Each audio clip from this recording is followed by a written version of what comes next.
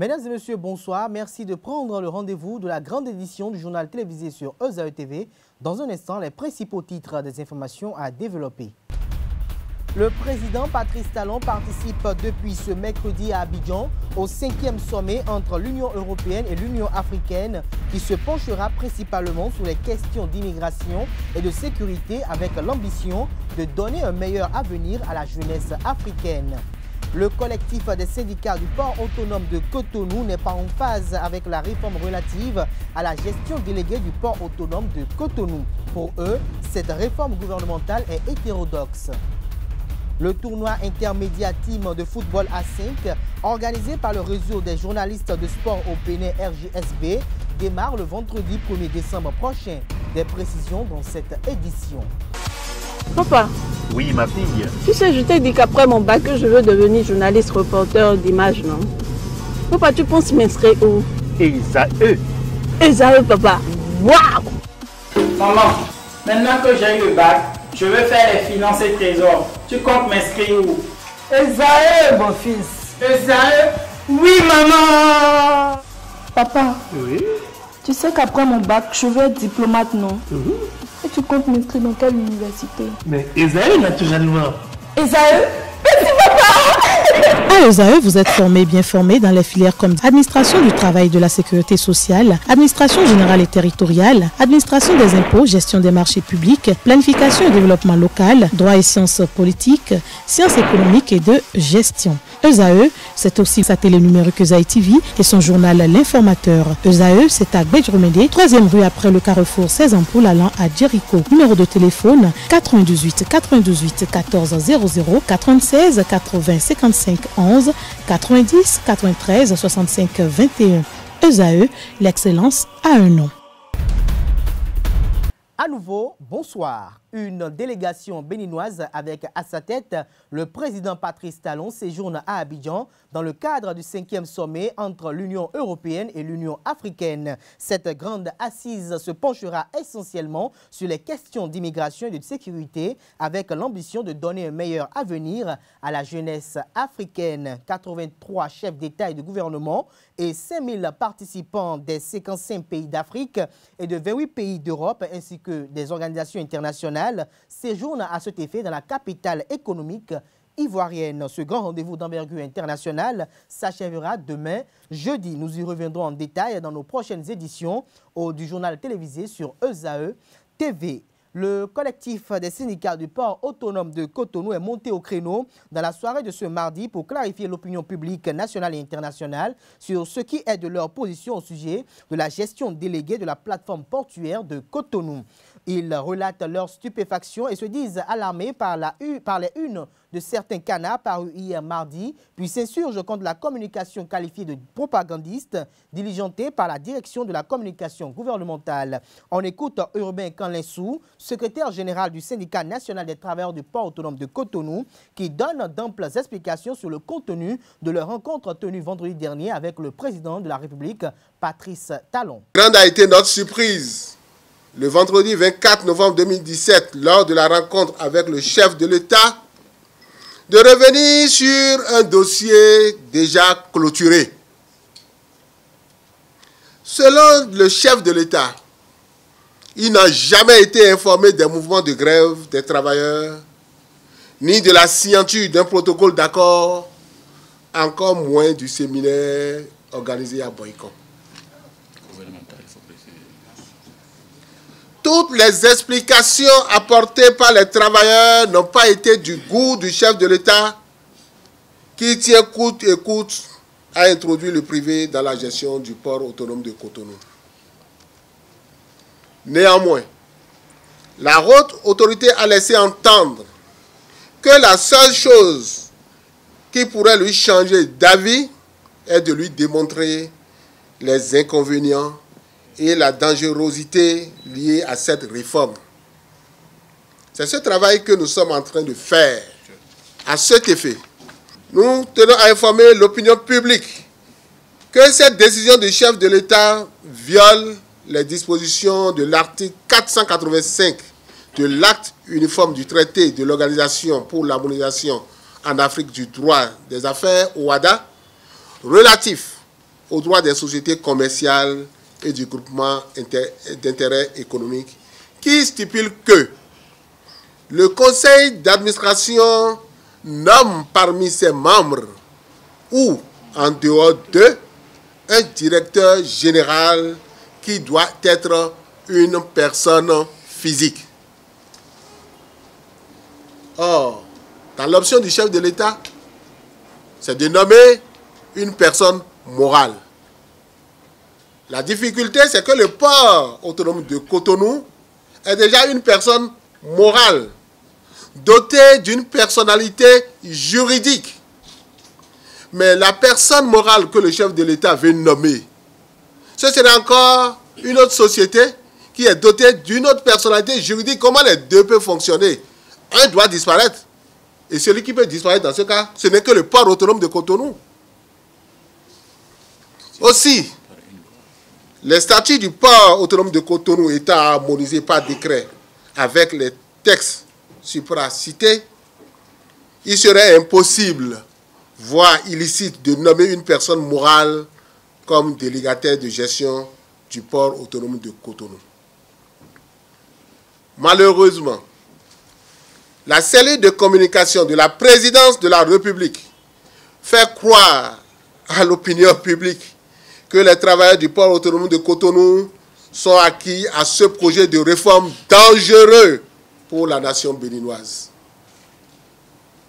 Les travailleurs du port autonome de Cotonou, mobilisés au sein de leur syndicat, le Centrapac, désapprouvent la manière dont le dossier est en train d'être géré et se tiennent prêts à réagir le moment opportun.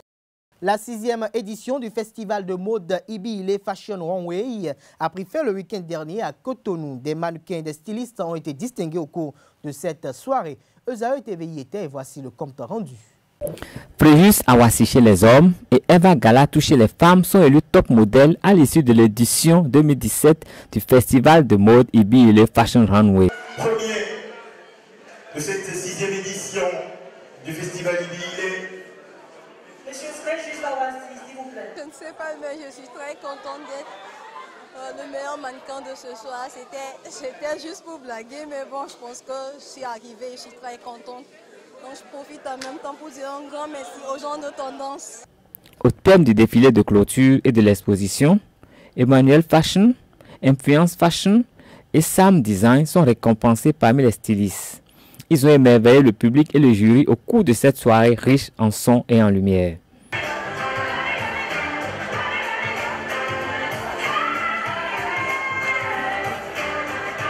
Merci d'apprécier.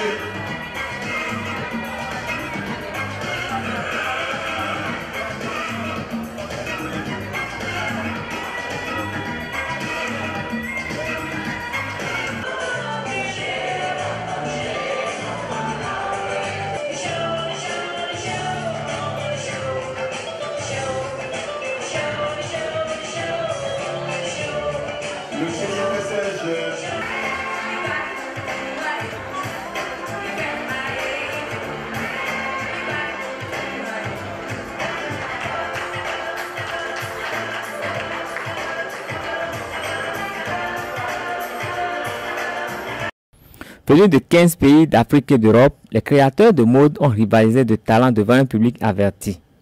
Rendez-vous est pris pour la 7e édition que les promoteurs espèrent plus grande. Sport, dans cette édition, le tournoi intermédiaire Team de football A5, organisé par le réseau des journalistes de sport au Bénin RJSB, démarre le jeudi 1er décembre prochain. À cet effet, le comité d'organisation a rendu public lundi dernier la liste définitive des joueurs qualifiés qui devront participer à cette compétition. Plusieurs professionnels des médias du service public comme privé vont animer la 4e édition de ce tournoi.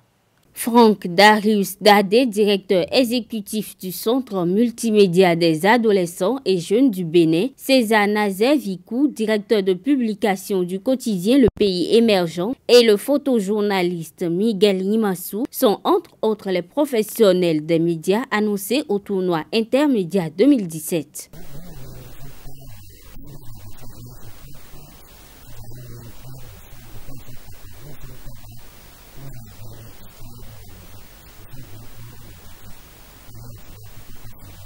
Si déjà A2FM, A2 TV se sont engagés pour la compétition, c'est que nous sommes prêts, nous sommes aptes à affronter n'importe quelle équipe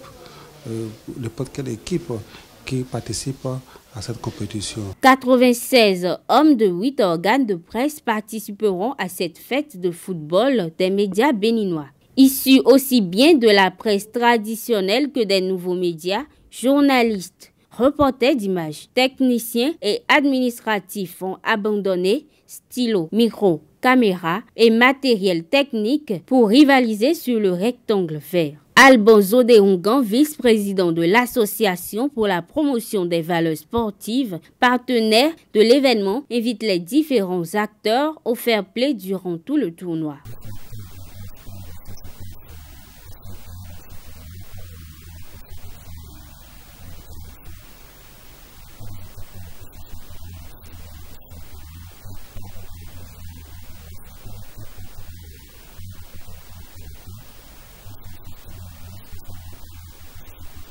Quatre matchs sont au programme de la première journée, dont la rencontre inaugurale entre la Nouvelle Tribune et TVC Bénin le vendredi 1er décembre à 15 h. La course à la succession de Noélie Yarigo, première lauréate du trophée du meilleur personnage sportif au Bénin, est lancée. Le premier site de l'actualité sportive au Bénin, gipsport.com, initiateur de la distinction, a dévoilé ce mercredi 29 novembre les noms des 10 nominés retenus pour l'édition 2017. 5 athlètes, un technicien et 4 dirigeants sportifs sont en lice pour le titre du meilleur personnage sportif 2017. Noélie Yarigo, détentrice du trophée, sa dauphine, la nageuse Nassifat Radi du club de BCAO de Dakar et Oswald Omeki, ministre en charge des sports, sont les nominés de la première édition présents sur la liste cette année. En revanche, 7 autres acteurs du mouvement sportif béninois figurent sur cette liste. Il s'agit du talentueux et prometteur footballeur de ZAEFC et des écureuils Charbel Gomez de son entraîneur en équipe nationale du Bénin, Oumar Chomogo de l'athlète spécialiste de l'heptathlon, Odile Arwanou, de la karatéka Océane Ganiero, de Antoine Bonou, président de la Fédération béninoise de handball, de Ibrahima Idrissou, président de la Confédération africaine des sports boules et de Christian Laïndé, PDG de LC2 AFNES. Pour la deuxième édition de cette récompense, le jury est constitué d'internautes et de journalistes sportifs. Il dispose d'une douzaine de jours à compter du lundi 4 décembre pour désigner les 3 meilleurs des nominés. Ceux-ci doivent être classés par ordre décroissant selon des critères bien définis. Précisons que le comité d'organisation va publier le nom du lauréat le 27 décembre prochain. La remise du trophée au lot aux vainqueurs, quant à elle, aura lieu le 30 janvier 2018. Toujours au sujet du trophée du meilleur personnage sportif, le directeur du site gipsport.com, René Sagbo, explique au micro de nos reporters au cours d'une entrevue la genèse de cette récompense, son objectif et les innovations apportées cette année. Depuis, je le disais, 2015 et bien avant, on avait déjà en idée de lancer cette initiative qu'est le meilleur personnage sportif de l'année, qui ne fait que distinguer l'acteur de sport qui a marqué l'actualité sportive au cours d'une période donnée. Alors l'année passée, c'était entre janvier et septembre. Et cette année, nous avons fait également, entre le 1er janvier et le 30 septembre, nous avons identifié d'abord au niveau de la rédaction ceux qui peuvent être candidats à cette distinction de meilleur personnage de l'année 2017 avec une grosse innovation. Alors, quelle est cette innovation? Nous avons dans un premier temps demandé aux reporters sportifs de pouvoir nous dire qui, dans cette période du 1er janvier au 30 septembre 2017, selon eux, a marqué l'actualité sportive. Ça peut être des athlètes, ça peut être des dirigeants, ça peut être des hommes de médias, ça peut être des entraîneurs, ça peut être des kinésithérapeutes, ça peut être des docteurs, tous les acteurs intervenant dans le sport. Les lecteurs, journalistes vont voter par SMS ou par adresse électronique qui serait communiquée officiellement. Dans le décompte final, le vote des journalistes sportifs va compter pour 50%. et le vote des électeurs va compter pour 50%. L'objectif ici, c'est d'apporter notre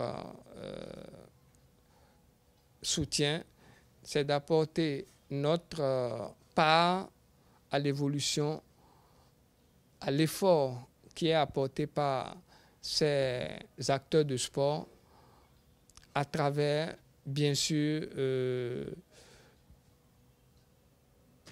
cet événement. Mesdames et messieurs, c'est la fin de cette édition du journal télévisé sur Euzal TV. Merci de nous avoir suivis et passez une agréable soirée en compagnie de nos programmes sur les www.euzaltv.com. Bonsoir.